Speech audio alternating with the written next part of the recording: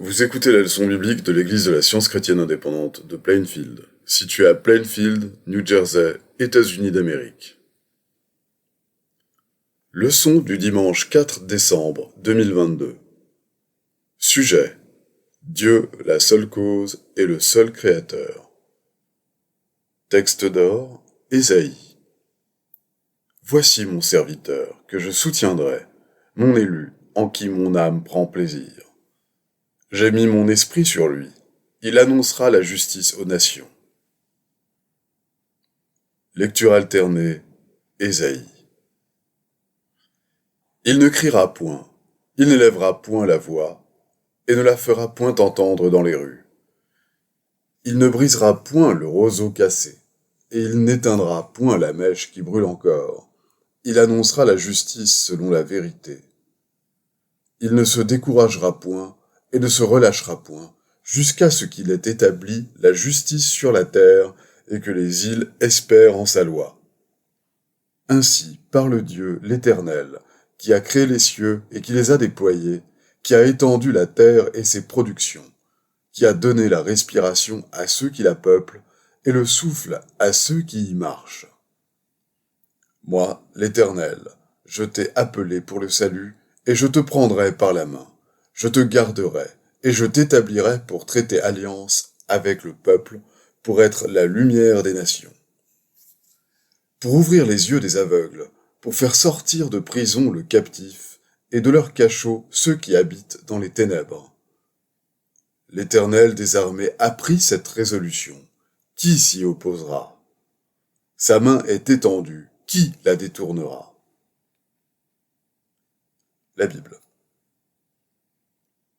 Ainsi parle maintenant l'Éternel qui t'a créé, ô Jacob, celui qui t'a formé, ô Israël. Ne crains rien, car je te rachète. Je t'appelle par ton nom. Tu es à moi. Si tu traverses les eaux, je serai avec toi, et les fleuves, ils ne te submergeront point. Si tu marches dans le feu, tu ne te brûleras pas, et la flamme ne t'embrasera pas. Car je suis l'Éternel, ton Dieu, le Saint d'Israël, ton Sauveur. Parce que tu as du prix à mes yeux, parce que tu es honoré et que je t'aime, ne crains rien, car je suis avec toi. Je ramènerai de l'Orient ta race, et je te rassemblerai de l'Occident. Tous ceux qui s'appellent de mon nom, et que j'ai créé pour ma gloire, que j'ai formé et que j'ai fait. Oui, ce que j'ai décidé arrivera, ce que j'ai résolu s'accomplira. Du temps d'Hérode, roi de Judée, il y avait un sacrificateur nommé Zacharie, de la classe d'Abia. Sa femme était d'entre les filles d'Aaron et s'appelait Élisabeth. Tous deux étaient justes devant Dieu, observant d'une manière irréprochable tous les commandements et toutes les ordonnances du Seigneur. Ils n'avaient point d'enfants, parce qu'Élisabeth était stérile, et ils étaient l'un et l'autre avancés en âge. Or, pendant qu'il s'acquittait de ses fonctions devant Dieu, selon le tour de sa classe, il fut appelé par le sort, d'après la règle du sacerdoce, à entrer dans le temple du Seigneur pour offrir le parfum. Toute la multitude du peuple était dehors en prière à l'heure du parfum. Alors un ange du Seigneur apparut à Zacharie et se tint debout à droite de l'autel des parfums. Zacharie fut troublé en le voyant, et la frayeur s'empara de lui. Mais l'ange lui dit: « Ne crains point, Zacharie, car ta prière a été exaucée. Ta femme, Élisabeth, t'enfantera un fils, et tu lui donneras le nom de Jean. Il sera pour toi un sujet de joie et d'allégresse, et plusieurs se réjouiront de sa naissance, car il sera grand devant le Seigneur. Il ne boira ni vin, ni liqueur enivrante, et il sera rempli de l'Esprit Saint dès le sein de sa mère. Il ramènera plusieurs des fils d'Israël au Seigneur, leur Dieu. Il ramènera plusieurs des fils d'Israël au Seigneur, leur Dieu. Zacharie dit à l'ange: « À quoi reconnaîtrai-je cela? Car je suis vieux, et ma femme est avancée en âge. » L'ange lui répondit: « Je suis Gabriel, je me tiens devant Dieu. J'ai été envoyé pour te parler et pour t'annoncer cette bonne nouvelle. Quelque temps après, Élisabeth, sa femme, devint enceinte. Au 6e mois, l'ange Gabriel fut envoyé par Dieu dans une ville de Galilée appelée Nazareth, auprès d'une vierge fiancée à un homme de la maison de David, nommé Joseph. Le nom de la vierge était Marie. L'ange entra chez elle et dit, « Je te salue, toi, à qui une grâce a été faite. Le Seigneur est avec toi. » Troublée par cette parole, Marie se demandait ce que pouvait signifier une telle salutation. L'ange lui dit, « Ne crains point, Marie, car tu as trouvé grâce devant Dieu. Et voici, tu deviendras enceinte, et tu enfanteras un fils, et tu lui donneras le nom de Jésus.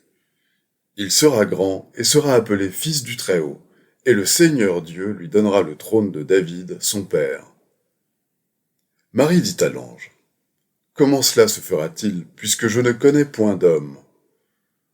L'ange lui répondit, « Le Saint-Esprit viendra sur toi, et la puissance du Très-Haut te couvrira de son ombre.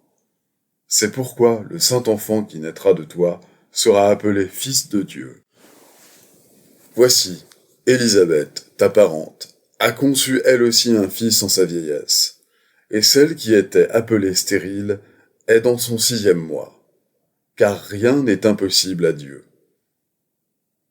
Marie dit, « Je suis la servante du Seigneur, qu'il me soit fait selon ta parole. » Et l'ange la quitta.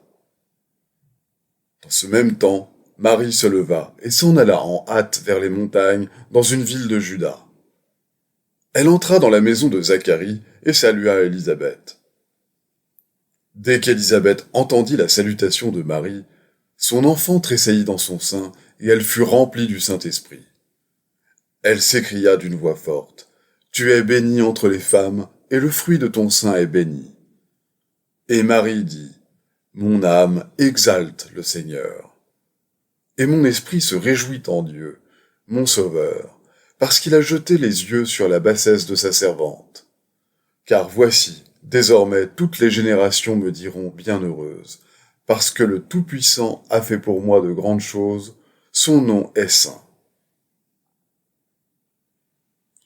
Je vais maintenant lire les passages corrélatifs tirés du livre d'études de la science chrétienne, Science et santé, avec la clé des Écritures de Mary Baker Eddy. Lorsqu'il est gouverné par Dieu, l'entendement toujours présent qui comprend toutes choses, l'homme sait que tout est possible à Dieu. Jésus était le fils d'une vierge. Marie le conçut spirituellement, car seule la pureté pouvait refléter la vérité et l'amour qui étaient visiblement incarnés dans le bon et pur Christ Jésus. Ceux qui sont instruits dans la science chrétienne sont arrivés à la glorieuse perception du fait que Dieu est le seul auteur de l'homme. La Vierge Mère conçut cette idée de Dieu et donna à son idéal le nom de Jésus, c'est-à-dire Josué ou Sauveur. L'illumination du sens spirituel de Marie réduisit au silence la loi matérielle et son mode de génération et fit naître son enfant par la révélation de la vérité, démontrant par là que Dieu est le Père des hommes. Le Saint-Esprit ou Esprit divin protégea la conception pure de la Vierge Mère par la pleine perception que l'être est esprit. Le Christ fut de toute éternité une idée dans le sein de Dieu, le principe divin de l'homme Jésus, et la femme perçut cette idée spirituelle bien que celle-ci fût tout d'abord à peine développée. L'homme, en tant qu'enfant de Dieu, qu'idée de l'esprit, est la preuve immortelle que l'esprit est harmonieux et que l'homme est éternel. Jésus était le fruit de la communion consciente de Marie avec Dieu. Jésus ne reconnaissait aucun lien de la chair. Il dit, « N'appelez personne sur la terre votre Père, car un seul est votre Père, celui qui est dans les cieux. » Une autre fois, il demanda, « Qui est ma mère, et qui sont mes frères ?» laissant entendre que ce sont ceux qui font la volonté de son Père. Il n'est fait mention nulle part qu'il est appelé à un homme du nom de Père. Il reconnaissait l'Esprit, Dieu comme le seul Créateur, et par conséquent le Père de tous. Dans la science, l'homme naît de l'Esprit. Le beau, le bon et le pur constituent son ascendance. Son origine n'est pas comme celle des mortels dans l'instinct animal, et il ne passe pas non plus par des états matériels avant d'arriver à l'intelligence. L'esprit est la source primitive et ultime de son être. Dieu est son Père, et la vie est la loi de son être. L'Esprit, Dieu, rassemble les pensées non encore formées dans les canaux qui leur conviennent et déroule ses pensées, de même qu'il ouvre les pétales d'une sainte intention afin que cette intention puisse se manifester. L'Esprit nourrit et revêt chaque objet comme il convient à mesure qu'il apparaît dans l'ordre de la création spirituelle, exprimant ainsi tendrement la paternité et la maternité de Dieu. L'univers de l'esprit reflète le pouvoir créateur du principe divin, la vie, qui reproduit les formes innombrables de l'entendement et gouverne la multiplication de l'idée composée, l'homme. L'arbre et la plante ne donnent pas de fruits en vertu d'un pouvoir de propagation qui leur est propre, mais parce qu'ils reflètent l'entendement qui inclut tout. Un monde matériel implique un entendement mortel et l'homme en tant que créateur. La création divine scientifique proclame l'entendement immortel et l'univers créé par Dieu. L'entendement infini crée et gouverne tout, de la molécule mentale à l'infinité. Ce principe divin de tout exprime la science et l'art à travers toute sa création et l'immortalité de l'homme et de l'univers. La création se manifeste perpétuellement et doit toujours continuer à se manifester en raison de sa source inépuisable. Le sens mortel invertit ce qui apparaît et qualifie les idées de matériel.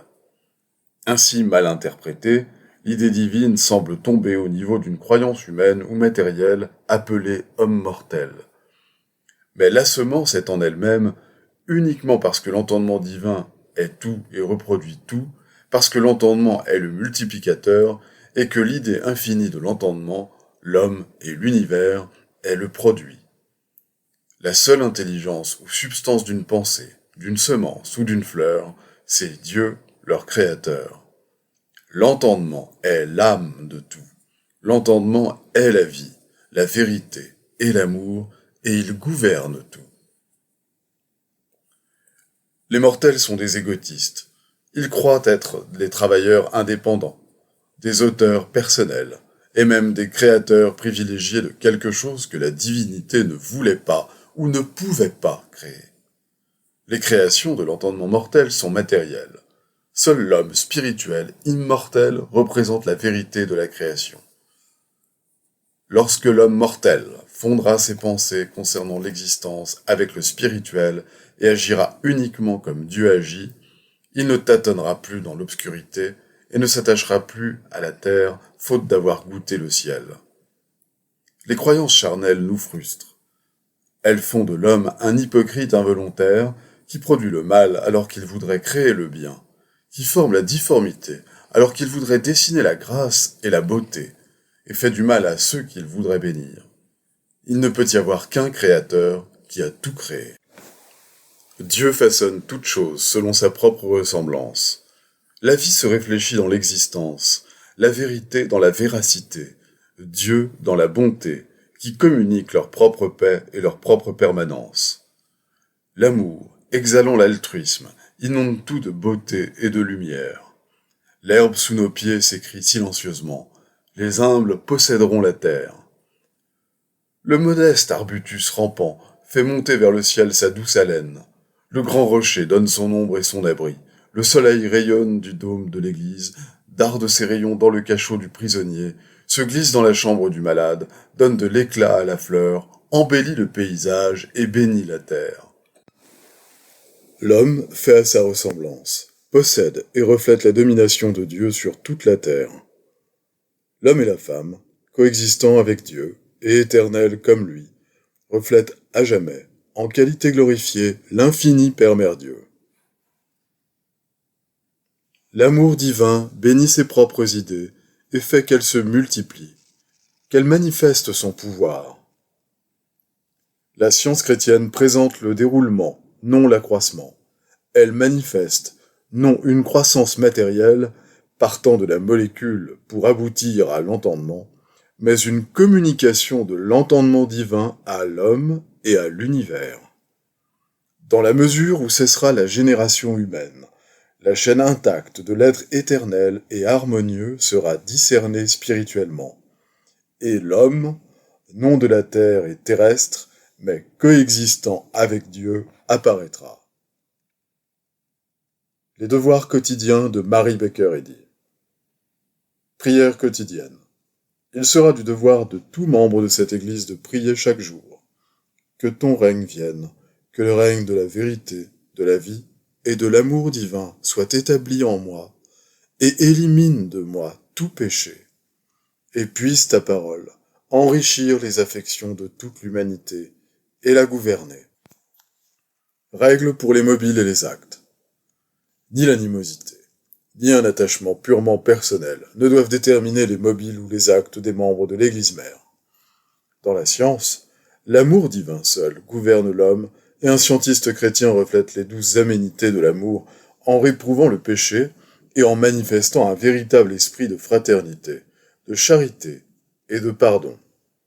Les membres de cette Église doivent journellement veiller et prier pour être délivrés de tout mal, pour ne pas prophétiser, juger, condamner, conseiller, influencer ou être influencés d'une manière erronée. Vigilance face au devoir. Il sera du devoir de chaque membre de cette Église de se défendre journellement contre la suggestion mentale agressive et de ne pas se laisser entraîner à oublier ou à négliger son devoir envers Dieu, envers son leader et envers l'humanité. Par ses œuvres, il sera jugé et justifié ou condamné.